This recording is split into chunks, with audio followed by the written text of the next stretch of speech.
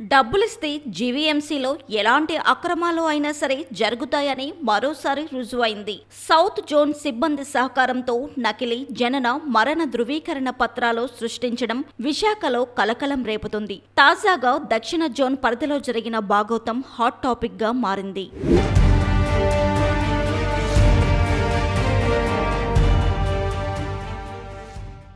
విశాఖలో కొందరు కేటుగాళ్లు నకిలీ పత్రాలు సృష్టించి జీవీఎంసీ సిబ్బంది సాయంతో ఏకంగా ఆస్తులే కొట్టేస్తున్నా అధికారులు గుర్తించలేకపోవడం తీవ్ర దుమారం రేపుతుంది.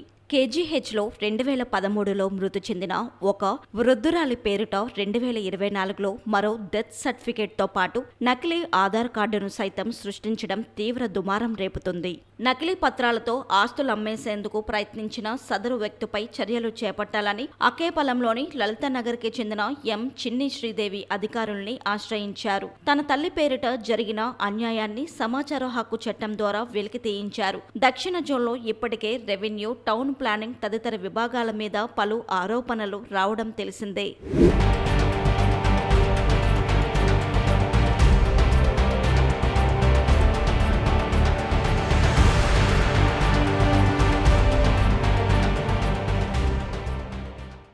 జీవీఎంసీ నార్త్ జోన్ పరిధిలోని అక్కేపాలెం శ్రీనివాసనగర్ సచివాలయ ప్రాంతంలో ఒక నకిలీ డెత్ సర్టిఫికేట్ వ్యవహారం వెలుగు చూసింది. అక్కేపాలెంకు చెందిన వృద్ధురాలు కోరుబిల్లి అచ్చియమ్మ ఆగస్టు 1, 2013న కేజీహెచ్లో మృతి చెందారు.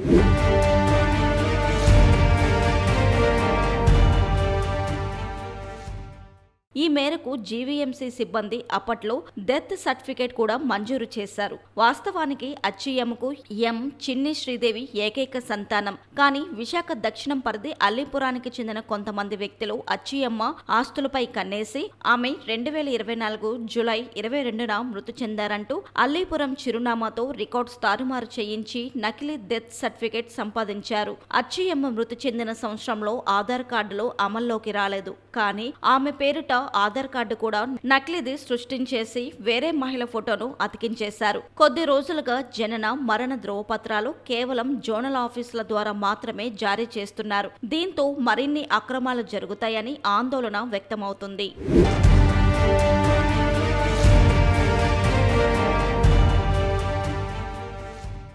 ఇలా అచ్చియమ్మ పేరిట ఉన్న ఆస్తుల్ని విక్రయానికి పెట్టారు. అయితే వాస్తవానికి అచ్చియమ్మ ఇంటి పేరు కోరుబిల్లి. కానీ ఆస్తులు అమ్మేందుకు ప్రయత్నించిన వ్యక్తి పేరు నరేంద్ర రెడ్డి. కోరుబిల్లి అనేది గౌర సామాజిక వర్గానికి చెందిన ఇంటి పేరు కాగా వృద్ధురాలి ఆస్తుల్ని అమ్మేందుకు ప్రయత్నించిన వ్యక్తిది రెడ్డి సామాజిక వర్గం. దీంతో కొనుగోలుదారునికి అనుమానం వచ్చి ఎంక్వైరీ చేశారు. ఈ బాగోతం తెలుసుకున్న కోరుబిల్లి అచ్చియమ్మ కుమార్తె చిన్ని శ్రీదేవి సమాచార హక్కు చట్టం ద్వారా 2 డెత్ సర్టిఫికేట్ జారీ వ్యవహారం గుట్టు రట్టు చేశారు. నగరానికి చెందిన ఏ నరేంద్ర రెడ్డి మరికొందరి సాయంతో తప్పుడు సమాచారంతో తన తల్లి పేరిట రెండోసారి డెత్ సర్టిఫికేట్ పొందారని చిన్ని శ్రీదేవి వాపోతున్నారు. బాధ్యులపై కఠిన చర్యలు తీసుకోవాలని కోరుతూ ఆమె సోమవారం జీవీఎంసీ కమిషనర్ కేతన్ గారికి ఫిర్యాదు చేశారు.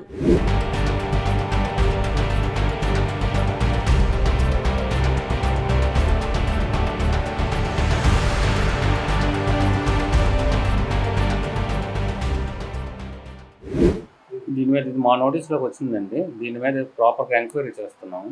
అలాగే దీంట్లో ఎవరున్నారు, అసలు ఏ టైంలో జరిగింది ఇది అనేది కూడా ఒకసారి ఎంక్వైరీ చేసి ఇది నిజంగా జెన్యూన్ కాదు, ఫేక్ అని తెలిస్తే మాత్రం దోషులపై కఠిన చర్యలు తీసుకుంటాము. ఏదైతే ఈ ఫేక్ సర్టిఫికేట్ ఉన్నారో అది కూడా క్యాన్సిల్ చేయడం జరుగుతుంది.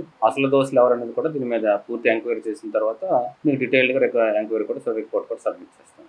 ఇది ఫీల్డ్ లెవెల్లో కూడా ఒకసారి ఎంక్వైరీ చేస్తూ ఉండే ఆ టైంలో ఎవరున్నారు, ఎవరు ఇచ్చారు, అసలు నిజంగా ఇది ఫేక్గా జెన్యూన్ అనేది కూడా ఒకసారి డిసైడ్ చేసుకొని నిజంగా ఎవరికైతే మనకి ఫేక్ డాక్యుమెంట్స్ గట్రా ఏమైనా సబ్మిట్ చేస్తే వాళ్ళ మీద మాత్రం కఠిన చర్యలు తీసుకోవడం జరుగుతుంది.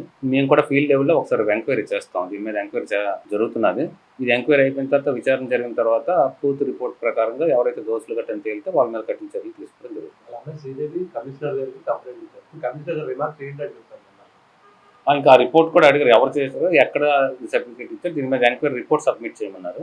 అది ఆ పని మీద ఉన్నామండి. ఇప్పుడు అవన్నీ తీస్తాం, రికార్డ్స్ అన్నీ కూడా ఏ టైంలో ఇచ్చారు, ఎవరెవరు దీంట్లో ఉన్నారనేది కూడా ఒకసారి తీసి ఎవరైతే ఫేక్ డాక్యుమెంట్స్తో ఎవరైనా చేస్తే మాత్రం వాళ్ళ మీద కఠిన చర్యలు తీసుకోవడం జరుగుతుంది.